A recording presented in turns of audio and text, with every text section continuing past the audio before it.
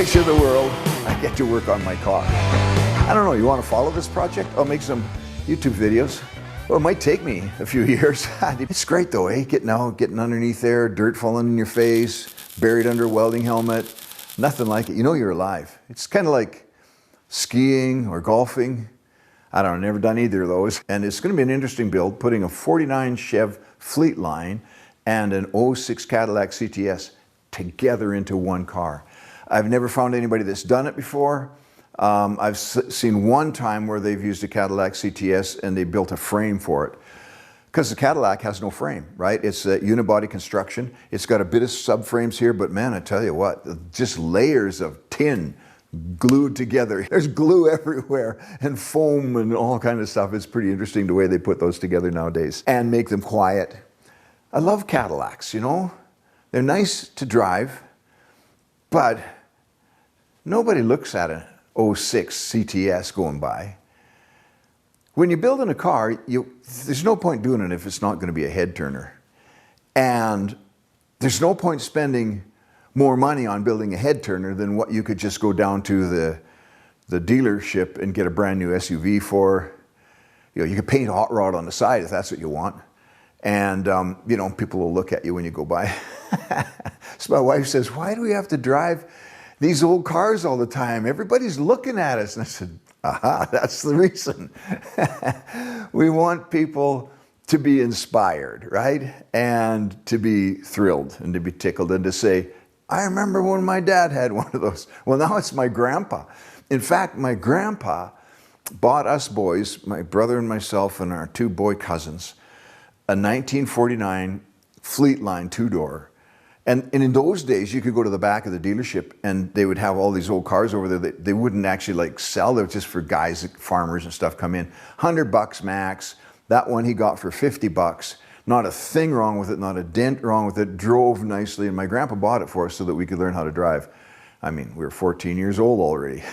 We knew how to drive when we were 10. But anyway, it was fun.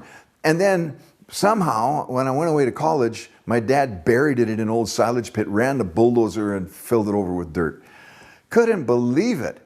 I mean, that thing, in the shape it was in, oh, worth a lot of money. Yeah, there was a cab-over engine, COE, like a 46 Chev. I mean, that thing is worth $10,000 just as a pile of rust. But anyway, that's the whole point, right? People see him go by and they say, oh man, I never should have sold that car.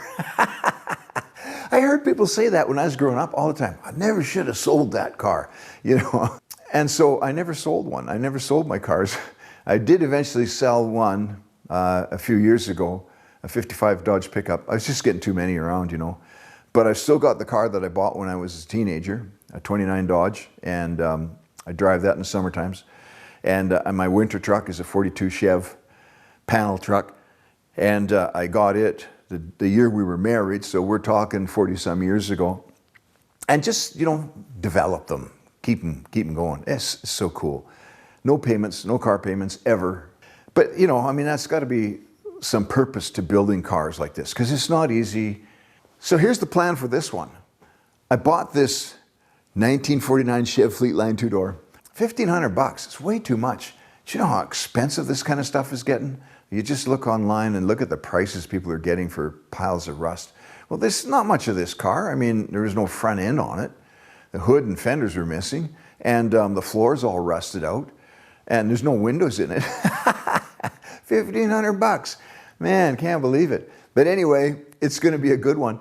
And so the idea is, after doing a lot of research, I found another car, like a modern car, that has everything I would want in a classic or hot rod. And the specs are so close to fitting, the wheelbase, the track width, and all those kind of things. And that is an 05 to 07, I think it is, CTS Cadillac. Rear wheel drive, independent suspension all the way around, disc brakes, of course, everything power, nice, quiet riding car. We bought the Cadillac for about $7,500, I think, Canadian. And because we needed a car to drive to Ottawa and back. And so we put on a lot of miles. I think we put on 70 or 80,000 kilometers. Turned out to be a nice car. now it's worth, I think, about $5,000, maybe a little less, $4,500 you can get them for. They're not like the old Cadillacs where you're kind of like riding on an uncontrollable cloud. You know? These ones are actually like good for the road. They're actually, these guys race them, you know. And so they're actually really nice cars, got everything you want. So we got specs that are similar, but the design is totally different.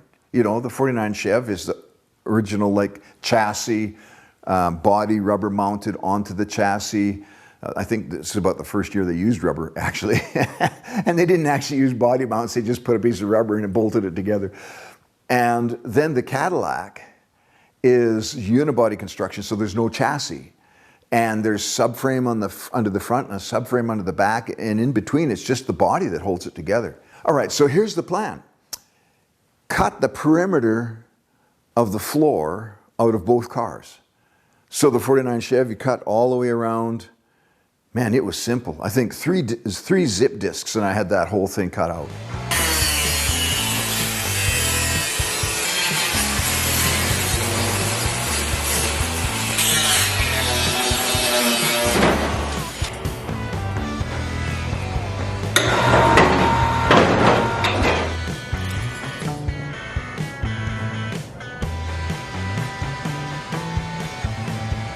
And then do the same with the Cadillac. I tell you what, that is layers and layers of tin slammed together, glued together, spot welded together, and you know, it's just, everything is so engineered. I'm talking 50 zip discs to cut that one. I bought this car about 3 years ago, and I really liked the way it drives. So I named it Wesley, and every night before bed, I would say, "You did good today, Wesley. Rest well. I'll probably chop you into pieces in the morning."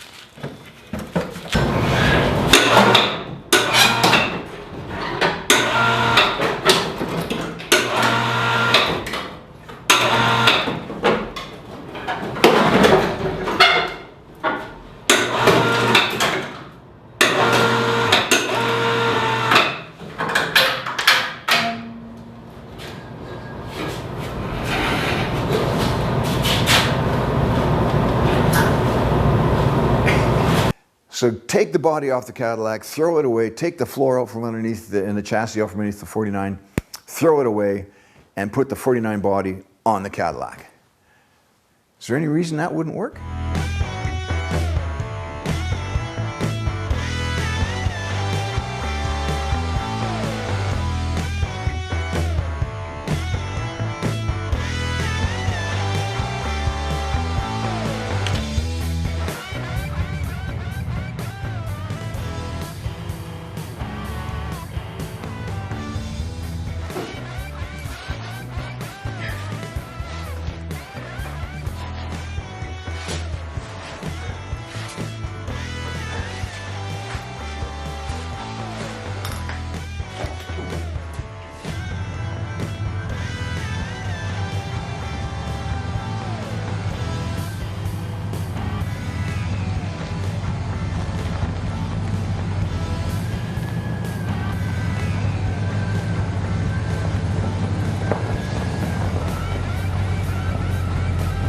Before you cut the frame or the floor out of any car, don't forget to brace the body.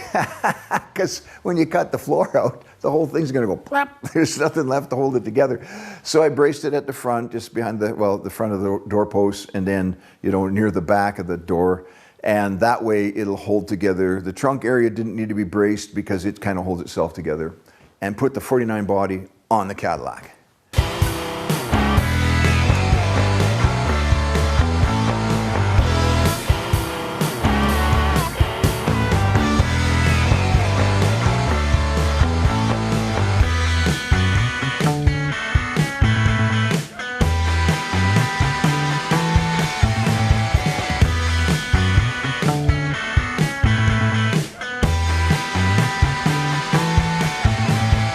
Well, that's enough for today.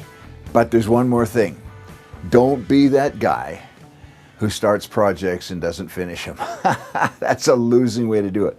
It does something to your grit, right?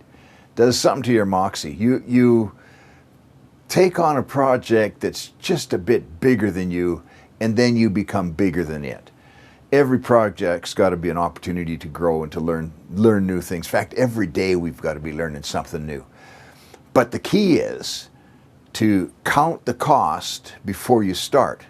And the cost isn't money, it isn't knowledge, it isn't any of those things. Do you have the guts to take this on and see it through to the end? Because the day you drive this new head turner out of those garage doors, that's a great day.